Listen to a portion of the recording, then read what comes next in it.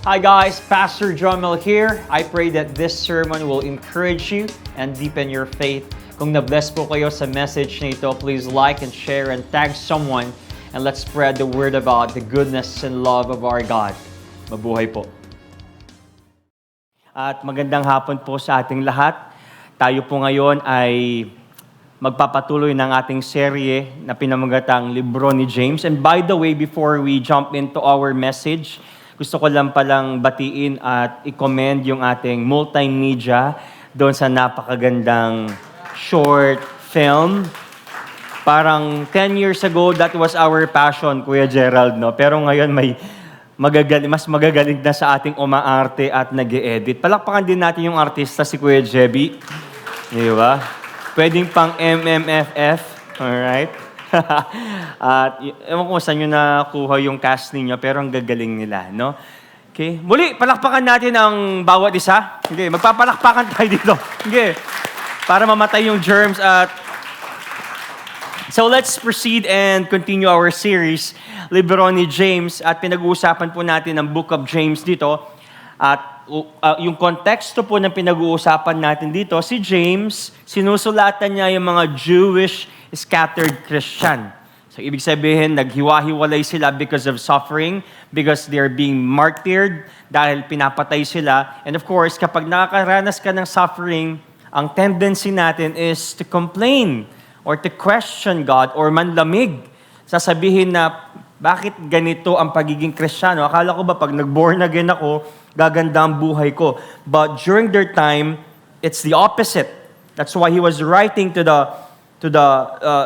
Jewish Christians na stay firm sa inyong mga pananampalataya. And last week, we talked about the sin of partiality. Okay? Alam ko sa inyo, natutunan po natin na hindi pala maganda na namimili tayo ng mga tao. Yes, may mga prominente. Yes, may mga simple. Yes, may mga middleman or middle class. But yung pagpili ng mga paborito dahil preferred natin itong mga to at dahil mas mabango sila, mas mayaman sila, or mas okay ang status nila, that is actually sin. And pinag-usapan po natin yon. And I want to give you 3 reasons just to do a recap. 3 reasons why favoritism is sin. First, it's because it is inconsistent with God's nature. Ang Panginoon po, lahat ng tao ay ginawa niya. He created us, male and female. Okay? At lahat tayo ay may image and likeness ng Panginoon. And we talked about the difference between favoritism and election. Kapag favoritism, pinipili mong isang tao because you preferred status, you preferred yung smell, or maybe yung itsura, pero ang election, kagaya ng Israel, na hindi prominente, maliit, ang titigas ng ulo, but still God chose the nation of Israel, and that's what we call election. Despite of their smallness, or pagiging maliit, or pagiging hindi prominente, pinili pa rin sila, at ang tawag po dun is grace. Secondly, why favoritism is sin? It's because it is considerate of others. Tignan mo nga yung katabi mo, sa kanan, mabango, amuin mo. Tignan mo yung kaliwa, iba yung amoy, okay? So, of course, magkakaiba tayo ng amoy, magkakaiba tayo ng kulay, pero lahat po tayo ay ginawa ng Panginoon. That's why it's inconsiderate para sa atin, napiliin kung sino lang yung parang, okay ito, sige, i-cherry pick ko to or whatever. And then third one, it is incompatible with the law of love. Ibig sabihin po nito, the Bible says, love your neighbors as yourself. That is the greatest commands or commandment ng Panginoon. Love your God and then love your neighbors as yourself. At ngayon po, itutuloy natin ito. Ready na ba kayo? 4th week na tayo, ha?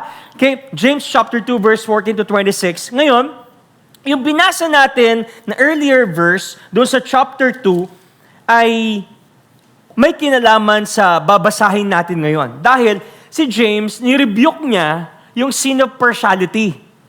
Okay, huwag kayong magkaroon ng mga favorite. Diba? Pag may dumaan, or pumasok ng mga mayayaman at paupuin sa harap at yung mga mahirap, sasabihin na tabi ka dyan, set aside kayo dahil hindi kayo mabango or hindi kayo mayaman, whatever. He rebuked that. The sin of partiality or favoritism is hindi maganda. Alright? So, the flow is very intentional. Kung babasahin niyo po yung susunod na verses from 14 to 26, kasi yun ang babasahin natin. Now, lumipat from partial faith and favoritism to dead faith. I know you're very familiar with this account, James chapter 2. It talks about empty profession or profession without obedience. Bilang Kristiyano po, magkaiba yung possession versus profession. Maraming nagpo-profess, pero hindi talaga nila possess yung genuine faith. Maraming pwede magsabi na, Pastor, Christian ako.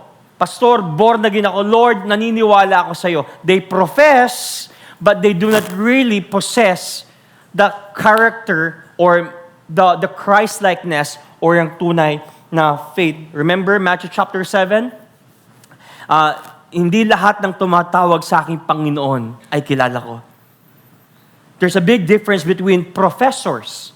Ibig sabihin, pinoprofess, sinasabi at kiniklaim natin versus possess talaga natin ang ating Panginoon. That's why I want to bring you on this message. Ang title po ng message natin ngayon is Real Faith or Dead Faith. Sabihin nyo nga, real faith ba o dead faith ba ang meron ka? Tanungin mo yung katabi mo, come on. Real or dead? Bow our heads, let's pray. Father, we thank you for today's sermon, today's message, today's service, Lord. Lord, I pray, after this message, after this service, Lord, kami po ay magkaroon talaga ng genuine faith. Lord, we pray that we will not just be hearers, but doers of your word. And I pray, God, yes, Lord, you will reveal your word today, but help us how to apply the things that we heard or about to hear today, God. I pray every heart, every student, Lord, every individual na nandito po, Panginoon, ay may apply ang salita ninyo ng totoo. That we will be not just professors, but we will be possessors of your word and your character. This is our prayer. In Jesus' name we pray. Amen and amen and amen. Real faith ba or dead faith ba? Now, if we're going to read yung James chapter 2, verse 14 to 26, I want to give the overview, no? It talks about genuine faith is proven by visible obedience. Ako naniniwala ko, at itong sabi sa Bible na pinaniniwalaan ko, ang tunay na faith ay may pagsunod. The fruit of our faith to Jesus is obedience. Just because you heard and know the Bible doesn't mean you're transformed. Doesn't mean you are obeying. Because saving faith is never alone. Ang tunay po na faith na nakakaligtas ay hindi nag-iisa. Ibig sabihin nito, meron itong gawa, meron itong action, meron itong obedience. At yung totoong faith, kung titignan niyo yung Bible, the Bible says, or even sa atin dito kahit hindi natin memorize ang buong Bible, no? It comes naturally. We express our faith naturally. Hindi mo kailangan i-remind ang isang may genuine faith at naniniwala kay Lord, oh guys, huwag kayong magmumura ha. Oh guys, mag-attend kayo every Sunday at mag-devote kayo ha. You don't have to remind them. Why? Because it comes out naturally. You express it naturally. And by the way, kapag meron kang genuine faith, ako naniniwala ko, hindi mo it's not trying harder para magbago ka eh. Kasi ang nagbabago sa puso mo ay hindi yung sarili mo. Ang nagbabago sa iyo ay yung Panginoon through His Word. Tama ba? That's why, naniniwala po ako, ng tunay na may genuine faith, ay nakikita yung visible obedience. Now, kung babasahin natin yung James chapter 2, verse 14, bungad pa lang, ang tapang, sabi niya, what good is it? Ano naman ngayon? Sabi niya, brother, If someone says he has faith but does not have works, can that faith save him?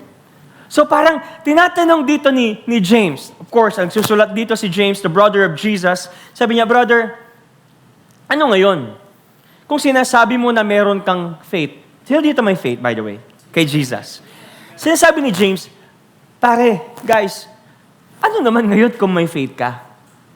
Pero hindi naman nakikita at wala namang gawa yung sinasabi mong faith. Tingin mo, yung faith na yan pwede magligtas? Now, parang sinasabi niya, okay, may faith ka. Okay, Christian ka. Pakita mo. Sino dito naniniwala, love kayo ni Lord? At doon sa ginawa ni Kristo sa inyo, nag-respond tayo doon because of regeneration. Pag sinabi natin regeneration, gumalaw yung Holy Spirit sa atin, kaya tayo nagkaroon ng faith. Okay? Nag-work ang Holy Spirit sa buhay natin kung bakit tayo naniwala kay Jesus or nagkaroon ng faith kay Jesus. Kasi left on your own, you are dead. We are dead in trespasses and sins. Left on our own, we can do nothing. Okay? So, tingnan niyo ito. Sinasabi niya, you say you love Jesus. Pero here's the thing, nasaan ang gawa? Sino dito love si Jesus? Pero tatanungin tayo ni James, dito sa book na ito, nasaan ang gawa mo? Okay, love mo si Jesus. You say you love Jesus. Pero bakit parang wala kang oras kay Lord? Okay, love mo si Jesus, pero how's your devotion life? Okay, love mo si Jesus, pero pagdating mo at paglabas mo ng church, at pagdating ng Monday, parang nag-iiba yung ugali mo. Kasi ang bait at ang dali mag-post ng mga verses kapag nasa sanctuary ka. What if nasa wilderness ka na? Meron ka pa rin bang faith na hawak-hawak? Now, ang pag-uusapan natin dito is not contradicting Paul. Pastor, parang sinasabi mo dyan na para maligtas ako, kailangan gumawa ko ng good works. Parang taliwas. Alam ko magaling kayo sa Bible, pero sabi sa Romans chapter 3 verse 28 ay ganito, for we hold that one is justified by faith apart from works of the law. Parang sinasabi ni Paul, teka, para maligtas ka, hindi mo kailangan ng gawa. Kasi niligtas ka ng Panginoon dahil doon sa ginawa niya. So parang contradicting. Pastor, para bang maligtas ako at masabi na talagang born again ako at Christian ako at believer ako ng Panginoon, kailangan ba ako mag-donate sa church? Mag-attend every Sunday at mag-discipleship para maligtas ako? Parang contradicting yung sinasabi ni Paul at saka ni James. Now, gusto kong malaman ninyo, hindi sila nagkokontrahan. Let me explain. Kumbaga, next picture, magka-talikuran. So si Paul, nakaharap, nung sinabi niya yung Romans chapter 3 verse 28, sinong kausap niya? Kausap niya yung mga legalistic. Na parang nagsasabi, para maligtas kayo, dapat mag-pray kayo ng isang taon na mahaba. Dapat mag-donate kayo sa Vision 2020 para maligtas kayo. Kung hindi kayo. Or dapat, para maligtas kayo, magkumpisal kayo kay Father Jomel. Or kailangan mag-Holy Communion kayo. Kailangan magpabaptize at kailangan mag-asawa kayo. Kung hindi kayo maliligtas. So, si Paul hindi ligtas pag ganon. When you're following the Holy Eucharist. Di ba? So, he was facing the audience na nagsasabing, kailangan mong gawin ito para maligtas kayo. Ngayon, ang sabi ni Paul, guys, naligtas tayo hindi dahil sa gawa natin, kundi dahil sa ginawa ni Kristo sa atin. Are you getting it? Now, yung kaharap naman ni James, okay, he was fighting fake faith. He was fighting yung tinatawag na antinomianism. Sabi yung antinomianism.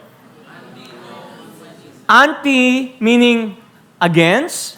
Nomianism means works. So, naniniwala yung antinomianism na parang sinasabi na, guys, basta may faith ka kahit di ka mag-church. Jesus lang, okay na yan. So, parang sinasabi niya, teka, Kung talagang genuine ang faith ninyo, kung talagang naniniwala kayo kay Lord, kung talagang naniniwala kayo kay Jesus, nasa ng mabuting gawa? So ngayon, sinasabi ni Paul, ang root ng salvation is yung faith natin kay Jesus. At yung fruit ng ating salvation is mabuting gawa. Now, hindi sila nagkokontrahan. Magkatalikuran sila, facing and attacking and rebuking different audience. Legalism and antinomianism. Now, marami kasing naniniwala ngayon, if titingnan ninyo, naglalabanan. Bakit nyo ako pinagdi-disciple? O bakit nyo ako pinagdi-devotion? Okay na ako, naniniwala na ako kay Jesus eh. Ito yung sinasabi ni James. Kaya ngayon, titignan po natin tatlong bagay, very basic, pero malalim na katotohanan when it comes to our faith. Ready na ba kayo? Number 1 is this: faith that does not act is dead. Sabi nyo nga, dead. Are you dead? Come on. Faith that does not act is dead. Now, sabi sa James chapter 2 verse 14, what good is it, my brothers, if someone says he has faith but does not have works? Can that faith save him? Now, tignan niyo po itong naka-underline dito. If someone says, bilugan niyo yung says. Okay? If someone says he has faith but does not have works, can that faith save him? Tignan niyo yung sabi ni James dito. Ang issue dito is not genuine faith. Ang issue dito is yung kine-claim daw natin na meron tayong faith pero walang works. Sino dito, for example, huwag niyong basahin yung Bible. Or hindi mo alam yung Bible. Sino dito maniniwala sa taong sinasabi niya, Christian ako, pero ang lutong magmura? Sino magsasabi na Kristiyano siya? Sabi niya, guys, born again ako sa amin. Hindi naman sa pagmamayabang. Alas 6 pa lang, nandun na ako kumakamay. Nagmamap. Pero pagdating mo ng Monday sa eskwela, ikaw yung unang namimitog sa kaklase mo. Would you believe to that person? Ang sinasabi dito ni James, okay, sige, sinasabi mo may faith ka, you're professing, you say. Kasi sabi dito, if someone says he has faith, ngayon, ang inaatake dito ni James is yung verbal Christianity. Kasi pwede ka naman talaga maging born again verbally. Kasi sabihin mo na, guys, love ko si Lord. Pero ang tanong, nasaan ang ebidensya? And I just figured out, while I was reading this account, a person can attend church without loving the people. A person can know Christian language, pero ang tindihan dutong magmura. Diba? Pag imagine mo yun, pag lalabas ka, nakasuot ka ng damit, Team Jesus, number 7, born again, worship generation. Diba? Tapos pag nagmotor ka, kinat ka, ay, PI ka! Team Jesus ka pa. Lahat lang ng Team Jesus sinuot mo sa sombrero, medyas mo, pati underwear mo, meron na rin Team Jesus. Pero pag kinat ka, ikaw ang unang nagmumura. Last night, brown out. Sino dito na bad trip? Oy, guys I'm so proud of you. Sabi ko sa asawa ko kagabi at sinishare ko sa GC namin, nakaka-proud ang Bethany. Nabawasan na ang mga nagno-notes about Tarelco. Palakpakan natin ang Bethany. Yung iba hindi pumalakpak, nag-notes sila, baka nag-notes sila, hindi ko lang friends. Si Doc Josh, naka-ready na yung notes niya. Sabi niya, where's the consistency, Tarelco? Spelled consistency. But, look at this. James was saying, okay, guys, sige. Sinasabi niyo, Kristiyano kayo. But I just realized also that a person who tells na sila'y Kristiyano, nagpo-post ng Bible verses, pwedeng umiyak dito. Ang ganda ng worship kanina. Very anointed. Pwede kang umiyak dito. At mamaya, bubulihin mo yung kapatid mo. You can say, God is good and still possess dead faith. Sabi dito, what good is it, my brothers? If someone says he has faith but does not have works, can that faith, underline that word, that faith, save him? Ngayon, guys, hindi niya tinatanong dito kung nakakapagligtas ba ang genuine faith or yung true faith. Ang tinatanong dito ni James is, teka, talaga bang totoo yung faith na sinasabi mo? Ang tinatanong niya, ang faith ba na puro salita lang, walang bunga, at walang obedience, at walang transformed heart or life, nakakapagligtas ba yun? Of course, we know the answer. It's not. Kasi ang bungangang puro salita at walang bunga at gawa ay pura lang ngawa. Sabi mo nga sa katabi mo, may bunga ka ba? May bunga ka ba? So ngayon, tingnan natin. Nagbigay si James ng practical example. Sabi niya, very related sa favoritism last week. Nagbigay siya ng practical example, sabi niya sa verse 15 and 16. Tingnan niyo to. Suppose you see a brother or sister who has no food or clothing, and you say, goodbye. Mayroon daw isang tao na nagugutom, talagang naghihirap na Kristiyano. At sasabihin mo lang, goodbye, and have a good day. Stay warm, and eat well, mama, chup chup, GBU. But then you don't give that person any food or clothing. What good does that do? So may isang mahirap daw na nagugutom, walang damit, na believer, at nangangailangan. And instead of helping that person, sinabi mo lang, go in peace. Relax ka lang, oy, kawawa ka naman. Because that is false compassion. That is useless compassion. Why? Because true compassion leads to action, right? Sino dito yung parang naawa na kayo minsan sa mga kaibigan ninyo? May binubuli. As for example, liga dito, Truman. Binugbog siya ni... Liga dito. Kunwari, binugbog mo siya, di ba? Bugbugin mo siya. Come on. Animated. Nabuli ngayon ito, no? Nabuli ngayon ito. I-animated tayo ngayon, nabuli ito. Tapos, syempre, ikaw, bully ka eh, di ba? Tapos, mag-iyak-iyakan ka kunwari, malungkot ka. Sabihin ko sa kanya, ay, kawawa ka naman. Sige na, muna na ako may lakad pa ako eh. So, parang sinasabi ni James dito, sometimes, we know they're suffering.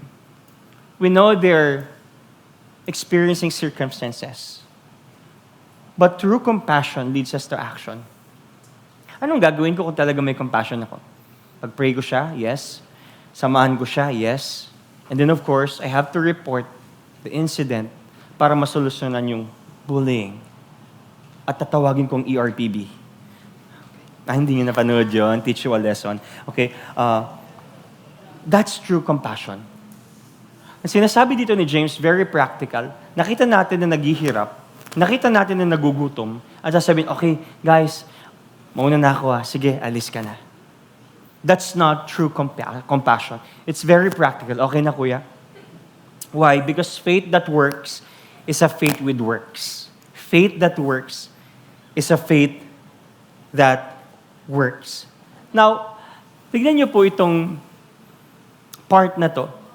Kasi maraming Kristiyano ang nagsasabi na, okay, Christian ako. Okay, love ko si Jesus. But the question is, nasaan ang pagsisisi? Meron bang pagsisisi? Meron bang obedience? Meron bang pagmamahal sa Panginoon? At meron din naman mga Kristiyano nagsasabi na, hindi ako perpekto, pero makikita mo yung repentance. Makikita natin yung growth. Makikita natin yung love para sa Panginoon, even though they're simple. Now, in verse 17, sabi dito, so also faith by itself, if it does not have works, is dead. Sabihin nyo nga dead.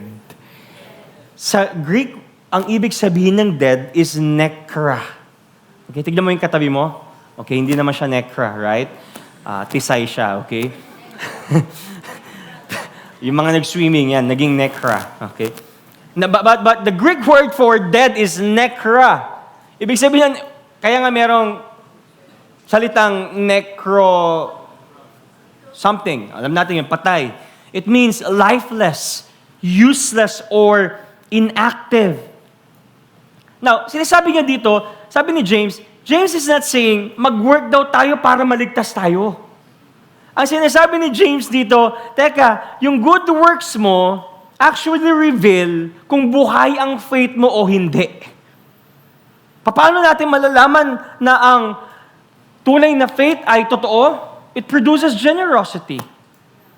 It produces compassion. It produces holiness. It produces obedience. It produces repentance. Alam nyo, marami po nakaka-relate ngayon, no? Kasi marami ang nagsasabi Kristiyano sila, especially on Facebook, or nakikita natin yung mga reels. But the question, kaya ako minsan parang, hindi naman sila nang-judge, no? But I always think that, Lord, before I post this, I make sure na ginagawa ko to. Maraming mga vloggers or parang mga Christian influencers, they're just posting those reels and those blogs for the sake of content. But in reality, in private life nila, there's no repentance. There's no accountability. There's no holiness. There's no purity. That's why this is a good book to remind us. Because faith that never changes behavior is not biblical faith. Now, I want to give you a very good illustration. Halika dito. Yan. Si Bear. Anong pangalan nito, Kuya Jebby? Ha? Walang pangalan. Jeblu. Ang pangit, no? Jeblu. Kasi may Jared. Kapag ginawa mong red yung delegado, Jablu. Okay? Look at this. Anong pangalan nito, Kuya Jebby? Wala. Kawawa naman siya. Pangalanan ko na lang, no? Kuya Blue. Sige, Kuya Blue. Mama mo Blue. Okay. Ang ganda, di ba? Teddy bear. Bear ba siya? Bear, no? Bear. Kumusta ka? Ay lang! Ba't parang naging topic show to? Pastor Ruder. Kumusta ka? Nag-devotion ka ba? Ano binasa mo? James. Pwede na. Okay. Look at this. Masyado ka seryoso eh. Okay. Tingnan niyo ito si Blue. Okay? Bear ito, ang ganda. Talagang pag tinignan mo mukhang buhay eh. Ang totoo, may mata, may ilong, may bibig, kompletong katawan, okay? May buntot pa. But tingnan niyo ito, mukha siyang buhay. Tama ba? Pag tingnan niyo mukhang buhay. Pero, sa totoo lang, wala siyang buhay. Tama ba? Parang buhay, pero pag sinabihan ko siya, okay, o iwan ko siya, di ba, nakaupo pa. Okay? Nagano pa yung sit-ups ka. Marami akong kinain kagabi. Okay? Cycling. Iwan ko siya. Sasabihin ko sa kanya, Blue, galaw ka, halika dito. Gagalaw ba yan? Hindi. Why? Because it's dead. Walang hininga, walang buhay, at wala siyang kakayahan gumalaw. Ewan ko na lang kung saniba nito ni Annabelle, di ba?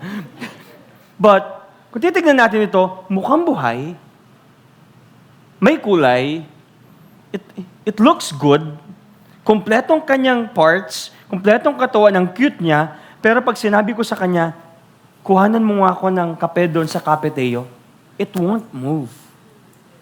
So parang sinasabi ni James, tayong mga Kristiyano, we can relate. We say that we are good. We're Christians. But he was asking and questioning, where is the faith? Because if you have true faith, you will move and you will do good works. Na mga Kristiyanong tunay na merong faith ay nag-o-obey. Why? Because real faith moves. But dead faith only looks good. Just because your shoes are good doesn't mean your faith is genuine.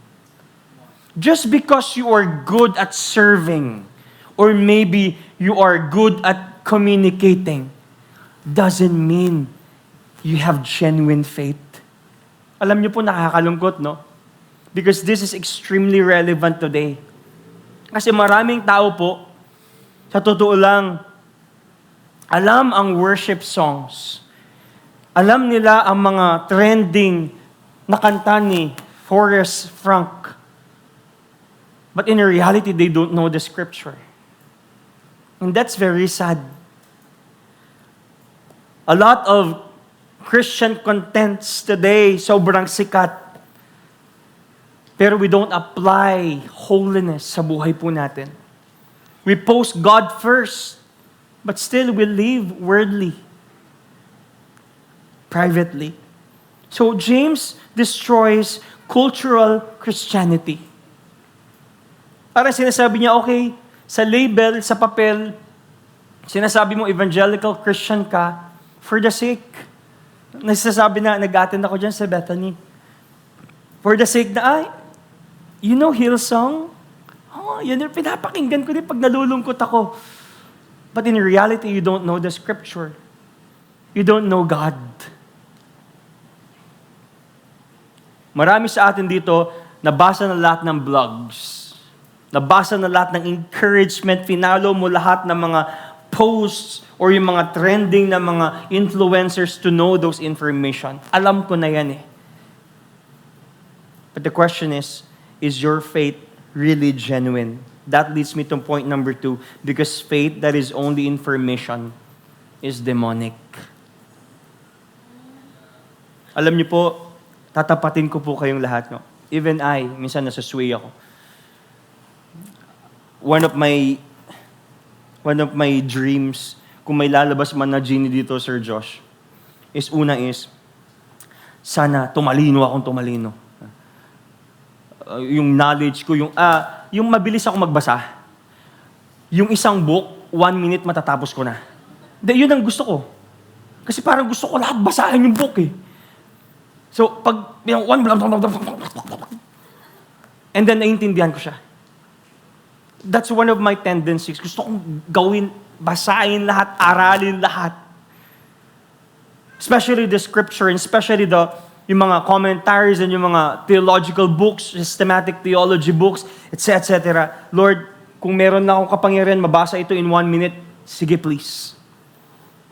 But I just realized, biblical faith is not merely intellectual.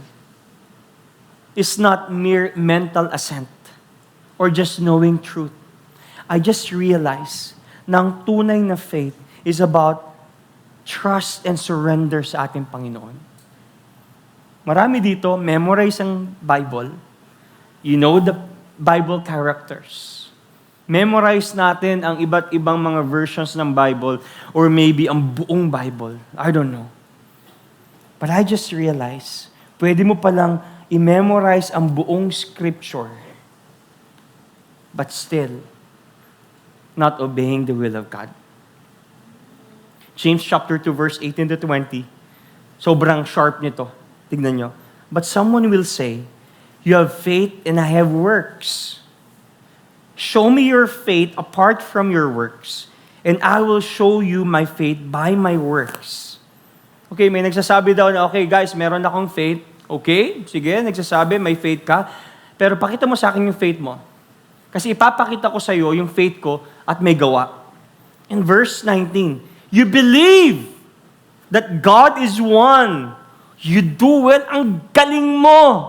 You memorize the person of God. Talagang grabe yung theology mo, Christology mo. Ang galing mo, pneumatology mo. Talagang yung mga ology mo lahat, memorize mo lahat. Yes! Says here, you do well. Pero biglang kabig, even the demons believe and shudder. Anong ibig sabihin nito? Ang tapang nito. Even the demons believe and shudder. Do you know na si Satan is, alam niya ang scripture? Alam niyo ba yon? Matthew chapter 4, he was tempting Jesus. Remember that? Kung talagang Diyos ka, gawin mong bato ang tinapay. Now, Jesus was quoting Deuteronomy chapter 6 or 8. Jesus knows the scripture. Pero binalikan siya. Kung talagang Diyos ka, magpakatihulog ka dyan at sasapuhin ka ng mga anghel. Si Satan, he was quoting Psalm 91. Alam niyo ba yung Psalm 91? But he was twisting the word. Itong malupit, alam niyo ba si Satan? Alam niya ang scripture. Alam niya na si Jesus is Lord. Alam niya na si God is one and exists in three distinct persons.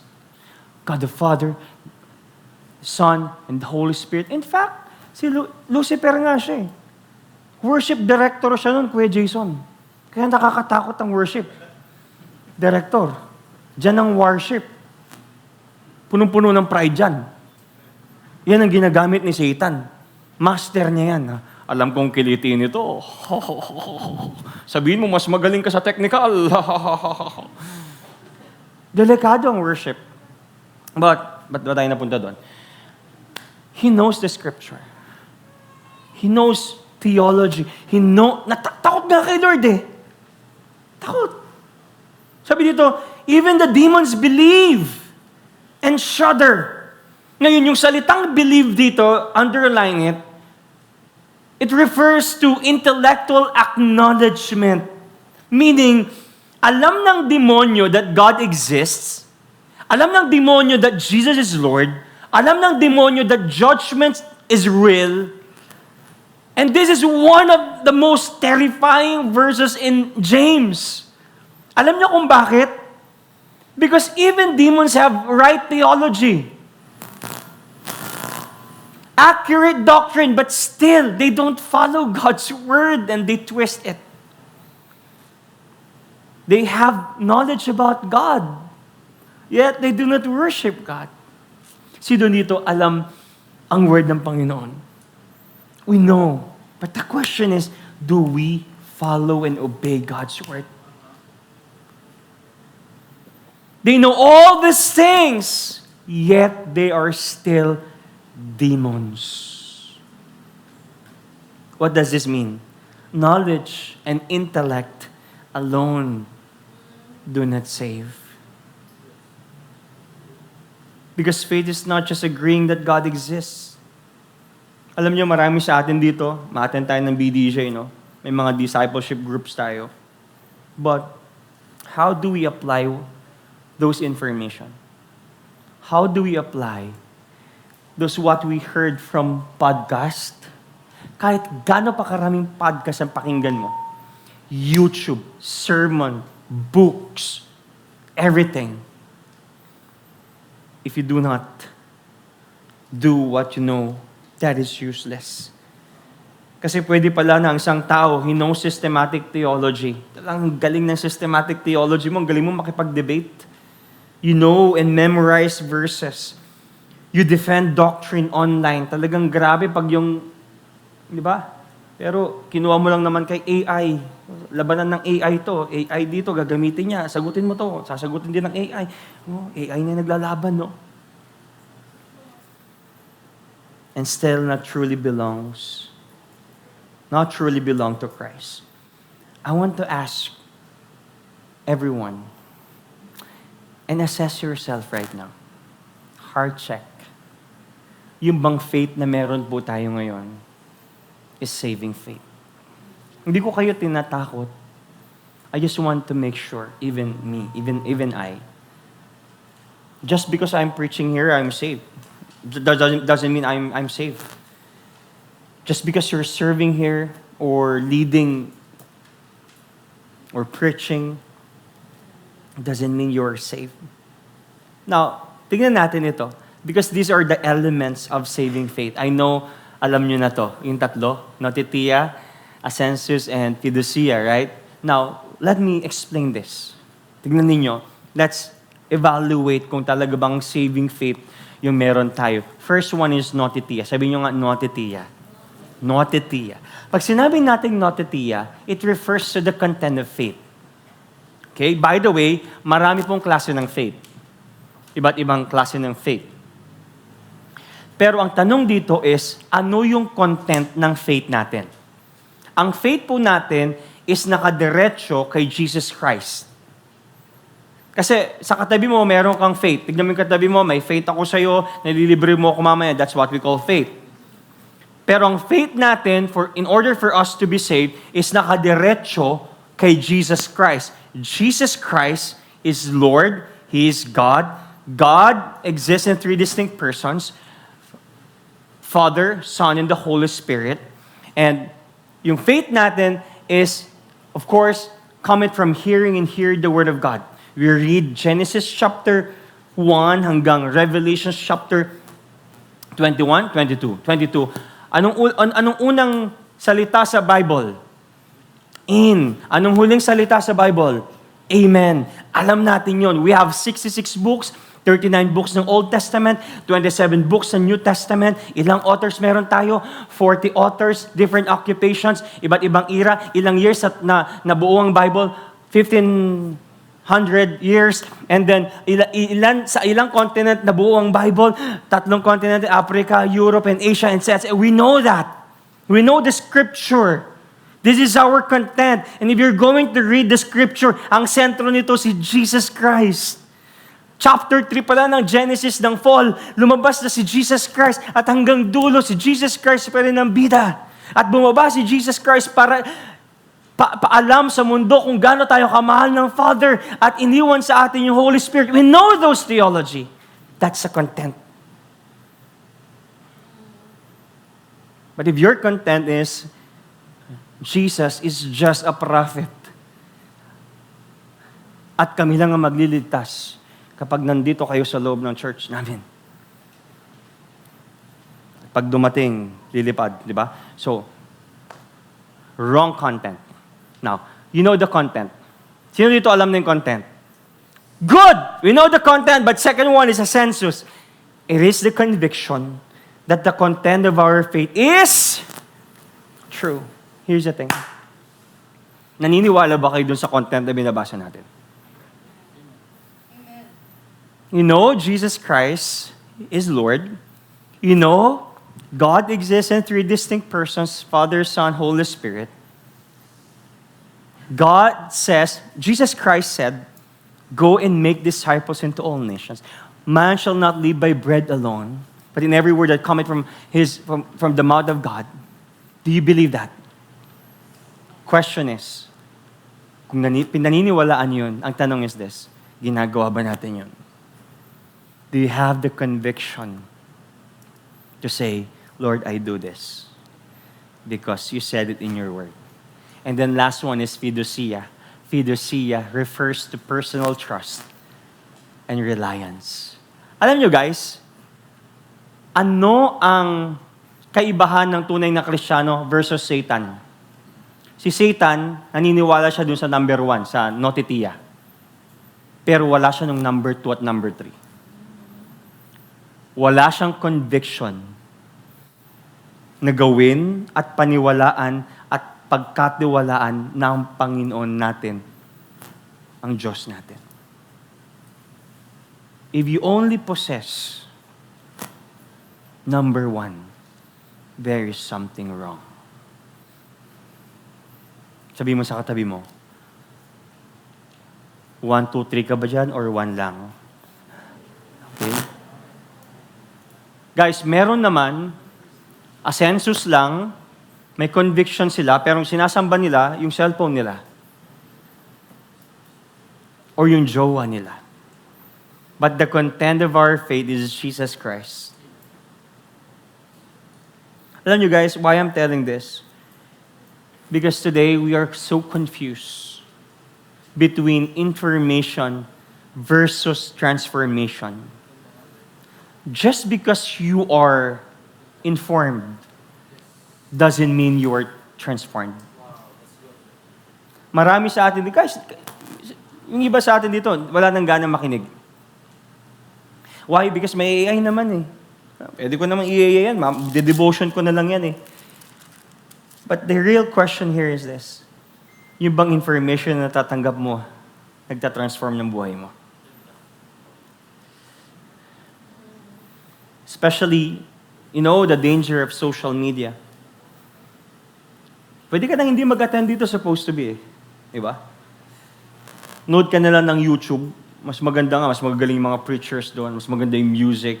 Talagang naka-home theater ka pa. Endless sermon. Nakakailang podcast ka sa isang araw. Nakakailang sermon ka sa YouTube sa isang araw. Yung mga reels ng mga sikat na mga content creators, that's unending. Talagang hindi matapos-tapos. Uy, galing niya to. Gusto kong gawin ito. Talaga, ang galing niya magsalita. Wow, grabe to. Even quotes. Kaya lately, yan ako nagpo-post kasi ang dami naman na kayong pinapanood. Madami naman na kayong nakikita. But here's the question, guys. Here's the question. Do we apply what we hear and what we read? Ngayon, confused na rin po tayo sa inspiration versus regeneration. Alam niyo po yung regeneration, yung talagang may pagbabago. We are inspired of those, alam niyo, nakakalungkot talaga. Nakakalungkot. Sobrang nakakalungkot. Yung mga influencers,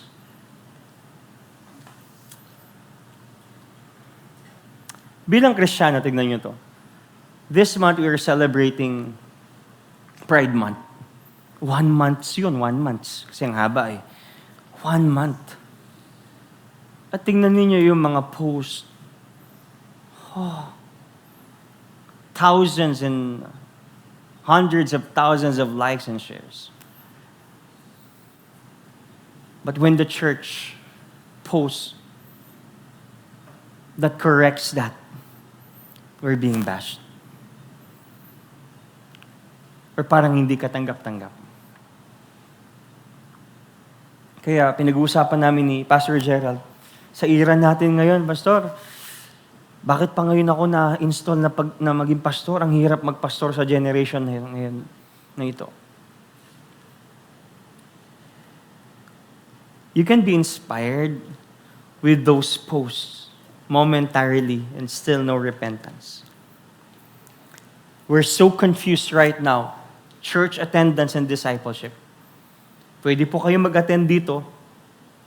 Pwede po tayong mag-worship dito, but still, you're not doing the Great Commission of the Lord.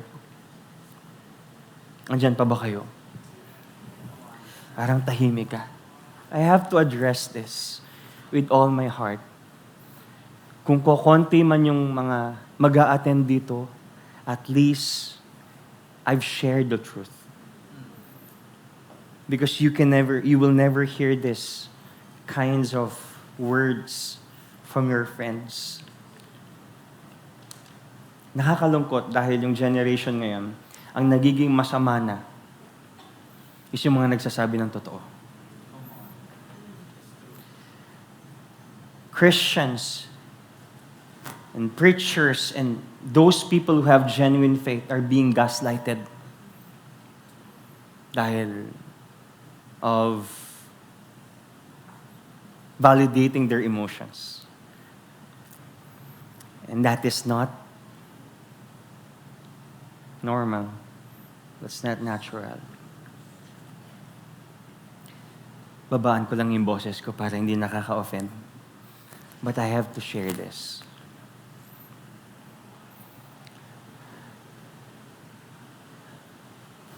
Christians, kumusta ang pagiging Kristiyano natin?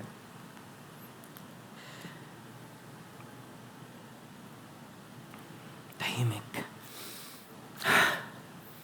Nandiyan pa ba kayo? Okay. Number 3. Faith that saves always obeys. Okay? Diyan po kayo? In James chapter 2, verse 21 to 26. Now, si James, he gives 2 examples. Completely different people. Okay? Si Abraham at saka si Rahab. Right? Abraham, he was a respected patriarch. Very rich. Sabi niya, okay, sabi ni James, okay, tignan niyo tong dalawang example ko, completely different people, Abraham and Rahab. Si Abraham, he was very rich, he was very popular. Ibig sabihin ng respected patriarch, talagang kinikilalang tatay. Okay? In fact, he was mentioned, even mga Muslims, as the father of faith. And then, pangalawa is si Rahab. Kilala niyo si Rahab? Rahab is a former prostitute Gentile woman. Poor. So magkaiba sila, yet both demonstrated genuine faith through obedience. Now, tingnan niyo itong si Abraham. Sabi sa verse 21 and 23, was not Abraham our father justified by works when he offered up his son Isaac on the altar? You see that faith was active along with his works, and faith was completed by his works, and the scripture was fulfilled that says, Abraham believed God, and it was counted to him as righteousness, and he was called a friend of God. Now, gusto ko ma-relive niyo yung story. Kilala niyo ba si Abraham?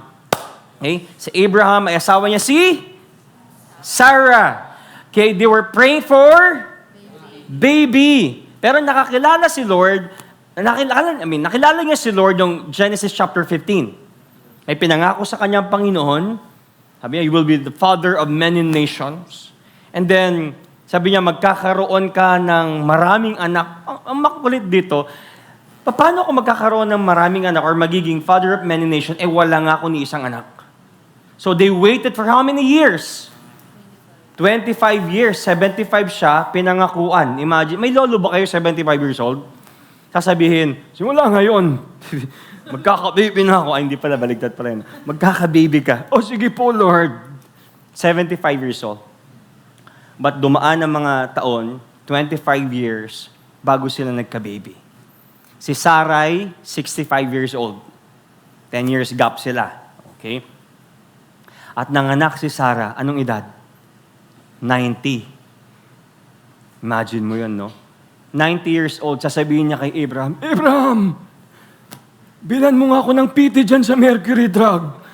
Binilan ng PT, oh. Positive!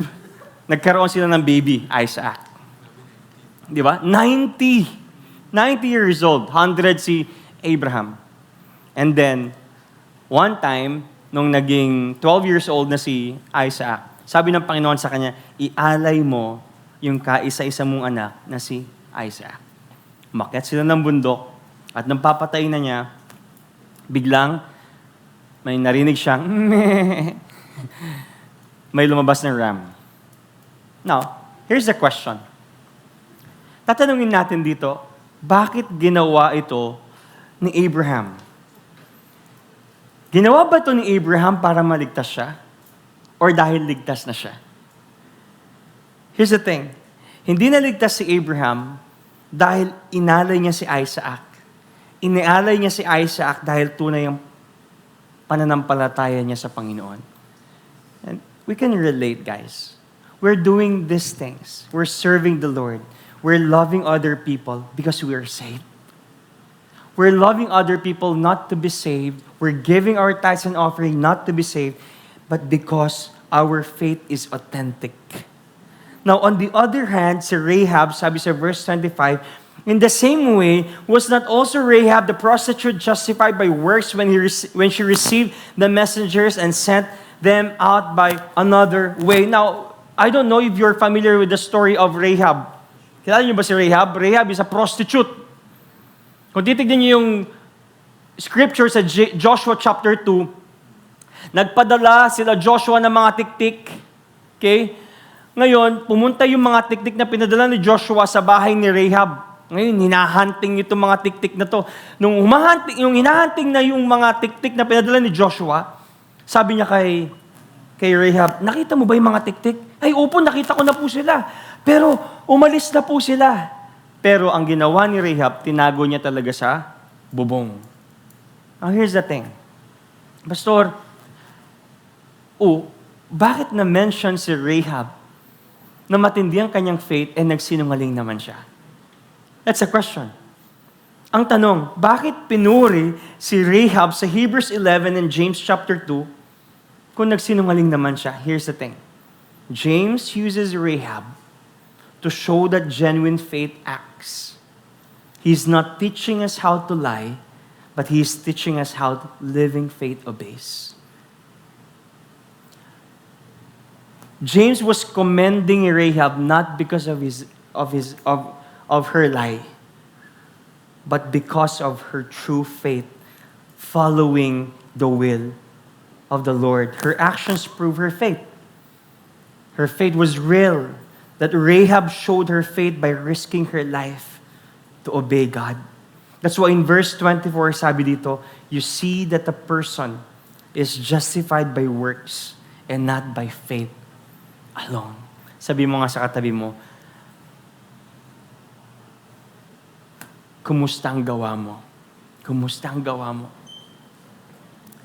We're saved not by works. Pero ang taong saved ay may evidence ng kanyang faith. In verse 26, for as the body apart from the spirit is dead, so also faith apart from works is dead. Ang katawan daw na walang hininga ay patay. Balik tayo kay Blue, kay Teddy Bear. Sa verse 26, inend ni James ang chapter 2 ng ganito, for as the body apart from the spirit is dead, so also faith apart from works is dead. Look at this. Ulitin ko, maganda si Blue, may mata, cute siya, para siyang buhay. Pero kung titignan natin, wala talaga siyang hininga.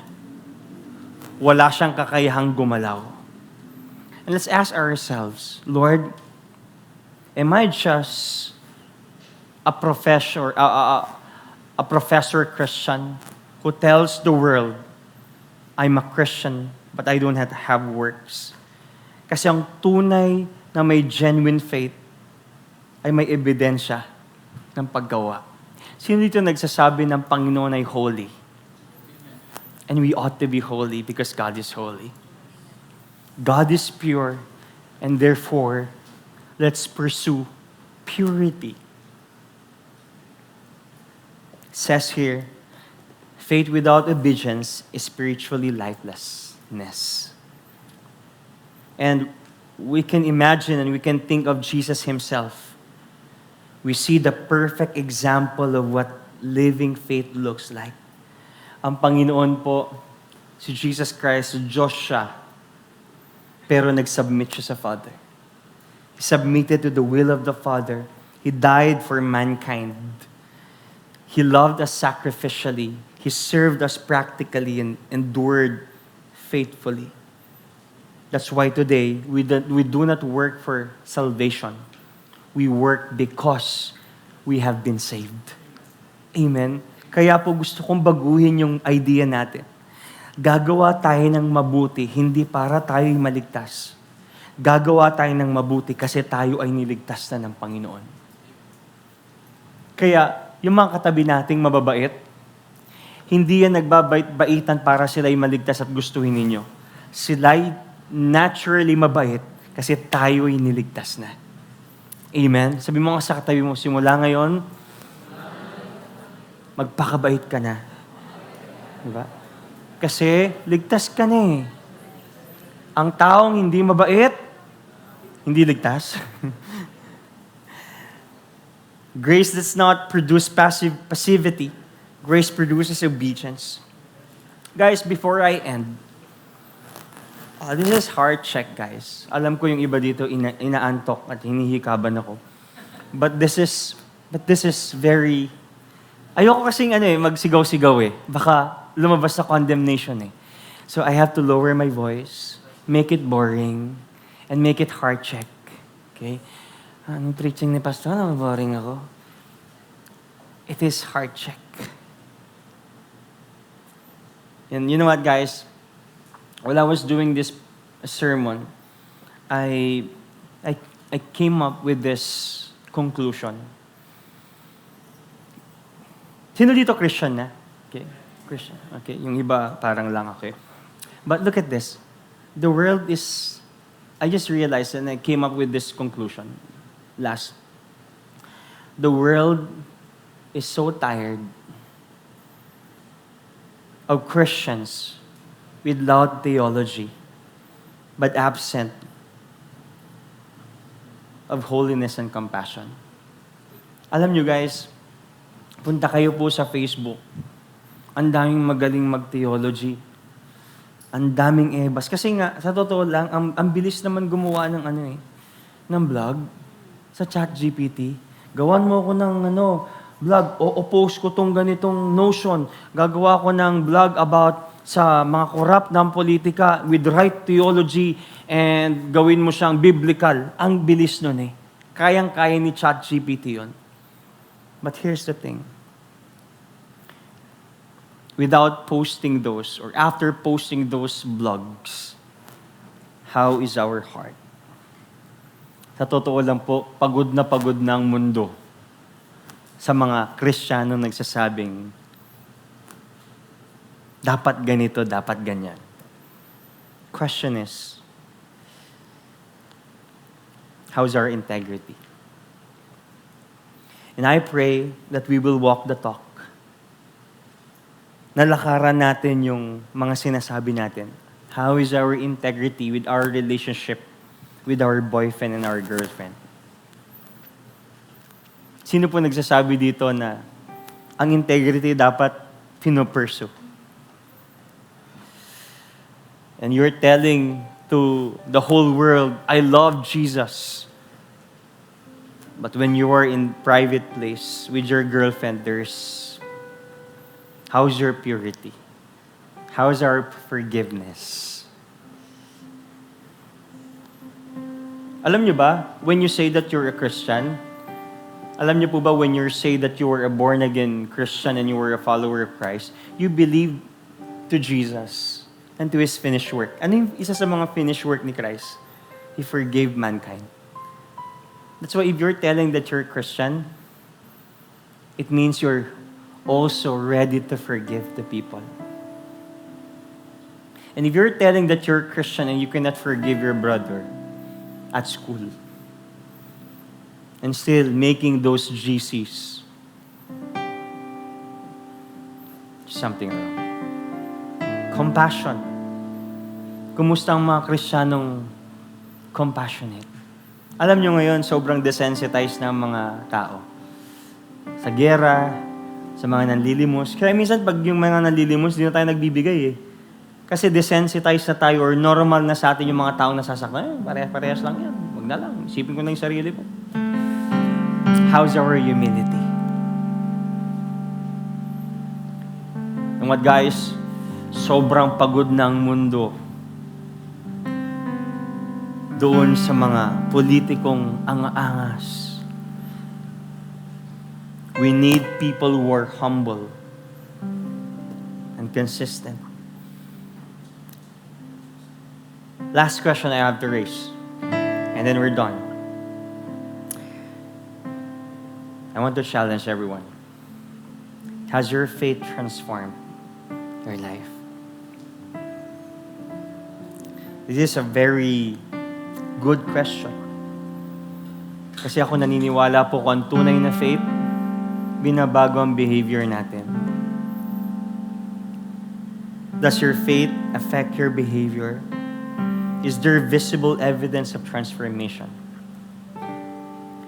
Do people see Christ in our actions?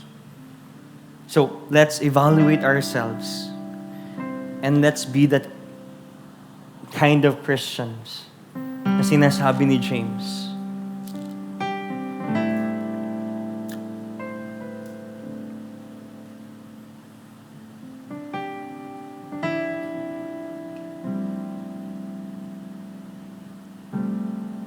Paglabas natin mamaya dito, what kind of Christian or person are you going to show sa pamilya po natin? Bukas may pasok tayo sa trabaho, sa school. Mamaya pag-uwi natin sa bahay natin, tatanungin ka ng mga magulang mo, saan ka galing? Sa church po. Ganda po nung worship. Grabe, tinamaan po ako dun sa message. Pero hanggang dun na lang ba tayo? Has your faith transformed your life? Can I invite everyone to please rise? At bago po tayo magtapos,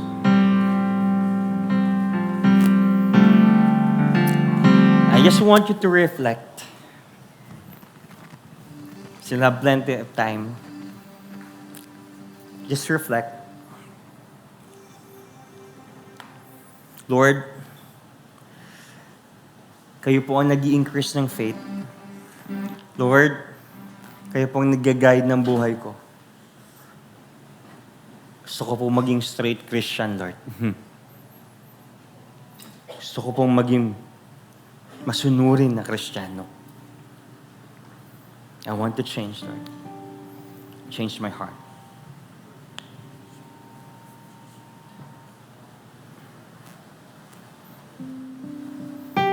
Let's take this time to reflect. Lord, obedient ba akong Kristiyano? Sinusunod ko po ba ang mga utos ninyo? I don't want to leave, Panginoon, ng paulit-ulit na lang, living in a vicious cycle. Inspired ako ngayon, motivated ako ngayon, bukas balik sa dating gawain. I don't like that anymore.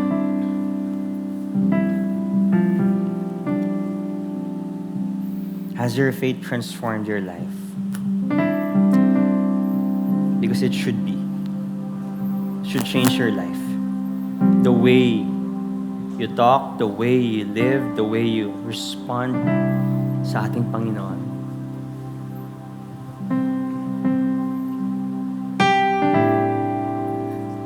And now I want to just make a transition. Alam ko gusto natin magbago. But the secret to change is recognizing that God is the one who changes our hearts.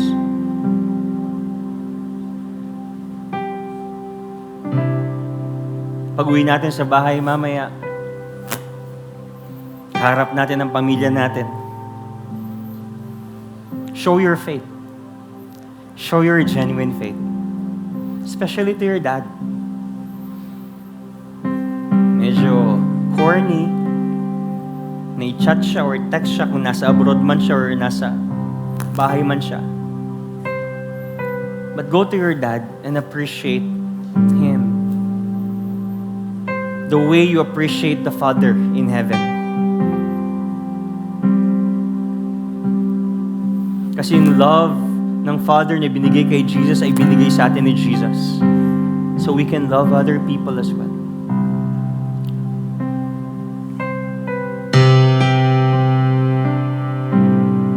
Let's show our faith sa ating pamilya. Some of you here, guys, magiging tatay po kayo. Magiging nanay po kayo. And the greatest gift a father and mother can leave his children is not an inheritance, but an example of genuine faith. The best gift that you can leave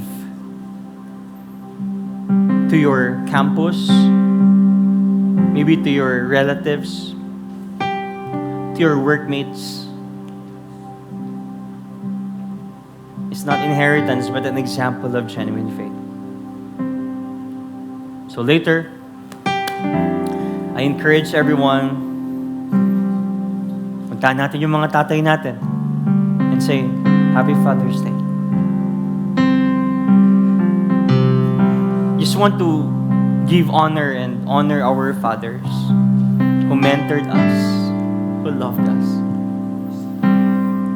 Through that, siguro yun ang first application natin ngayon. To show to our Father, Father, I love you. Kung nasaktan ka ng tatay mo, Father, I forgive you. Father, I just want you to know I'm praying for you. Now, if you lost your father, don't forget that you have a Father in heaven who comforts you, who guides you, who loves you unconditionally, who provides for you, who prospers you.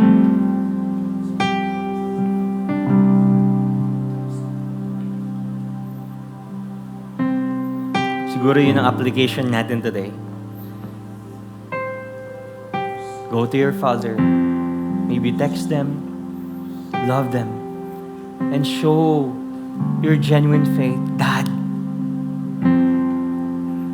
this is rare, but I want you to know, I love you. I forgive you. I honor you. May mga bagay na hindi tayo mapagkakaintindihan, but because I learned what the Bible said.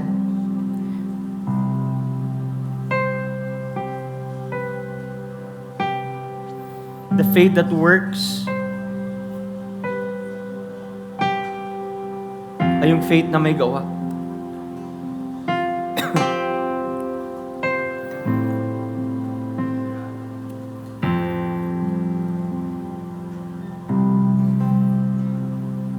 Or maybe kung wala ka ng tatay or nanay, maybe your relatives or yung mga taong nakasakit sa'yo before.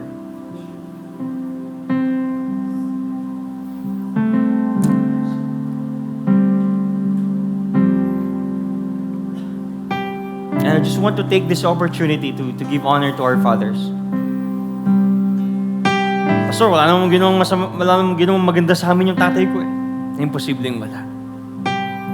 Can you just close your head, your eyes, bow your heads, close your eyes, and picture your father right now. Picture your father right now. You can still see his face. And to appreciate your father, just remember one deed na ginawa niya sa iyong maganda. Maybe nung bata ka, ginawa niya yung basketball court mo bago siya umalis. Nung bata ka, dinala ka niya sa plaza at binila ka niya ng pagkain and dinuduyan ka niya papunta pabalik. You can honor your father. You can forgive him dahil posibleng walang ginawang mabuti ang tatay mo sa'yo.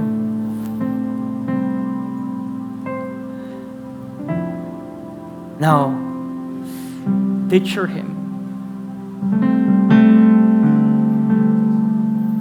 and start releasing forgiveness. Start honoring him. Lord, you may not be Father, tatay ko, you're not perfect. But I know you're genuine. Hindi kayo yung tatay na nakikita ko sa Facebook. Pero kayo yung tatay na nagtaguyod sa akin sa hirap. Kung bakit ako nandito ngayon.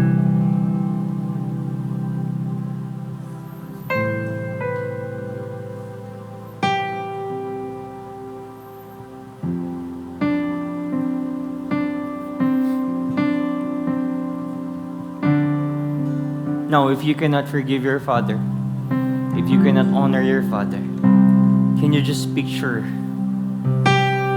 Jesus Christ? I don't know what kind of picture is that. Just picture Jesus. Imagine Jesus. Kaharap mo ngayon. And He's telling you right now, son, daughter, I love you. At alam mo ba kung bakit ako nandito ngayon sa harap mo? Pinatawad ka. Binigyan ka ng grace. ay dahil may mabuti tayong Ama. He loved us. He loved you.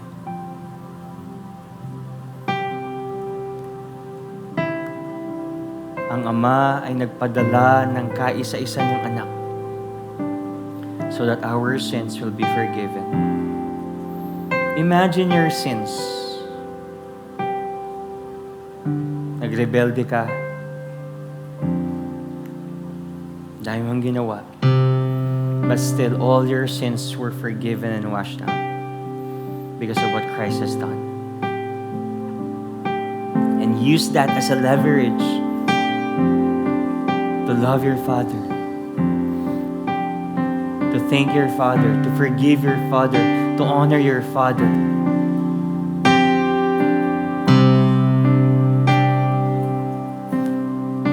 At hindi tayo uwi ngayon dito na hindi natin i-honor ang mga tatay. Tandaan niyo po ito, wala tayo ngayon dito kung wala yung tatay natin.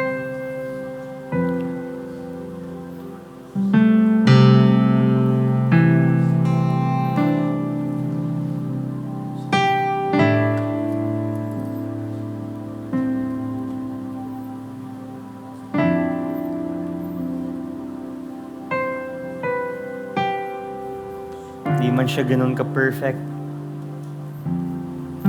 Imagine nyo yung paghatid sundo niya sa inyo. Tuwing umuulan ng gabi, momotorin niya yan just to make sure you're safe. That is our Father. He provides.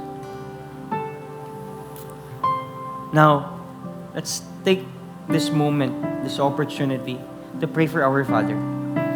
I don't know your fathers. Di ko po kilala yung mga tatay ninyo. But can we just utter words? Mag-speak lang tayo ng blessing sa kanila. Come on. Speak blessing to them. Hallelujah. Oh Lord, we bless Bishop Zaldi, Lord. Tuloy niyo po siyang gamitin to train up the next generation, Lord. To love your church. I thank Him. I thank you, God, for His life. I honor you, God, for His life.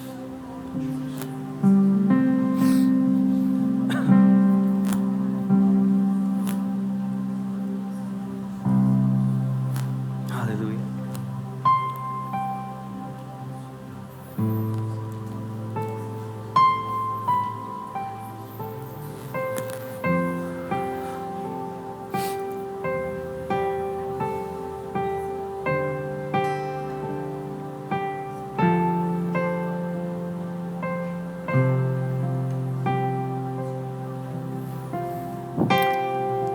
This time, pwede bang harapin natin yung katabi natin ngayon?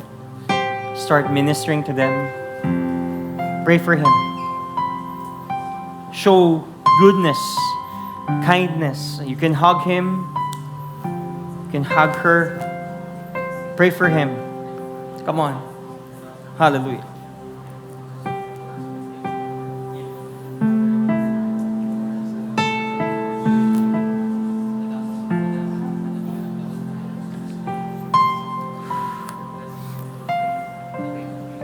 Pray for this church, Lord. We will pursue holiness. We will pursue purity, God. That Christian life will be visible sa mundo. We will live a life of righteousness, life of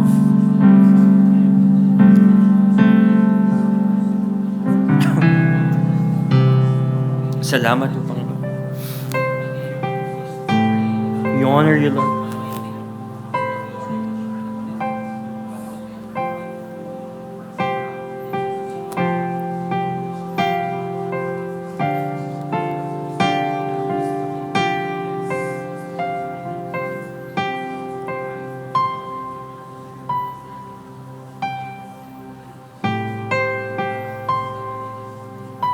Thank you, Jesus. And then can you please go to 5 people at sabihin niyo sa kanila, I love you with the love of the Lord. Come on. Together. I love you with the love of the Lord. I love you with the love of the Lord.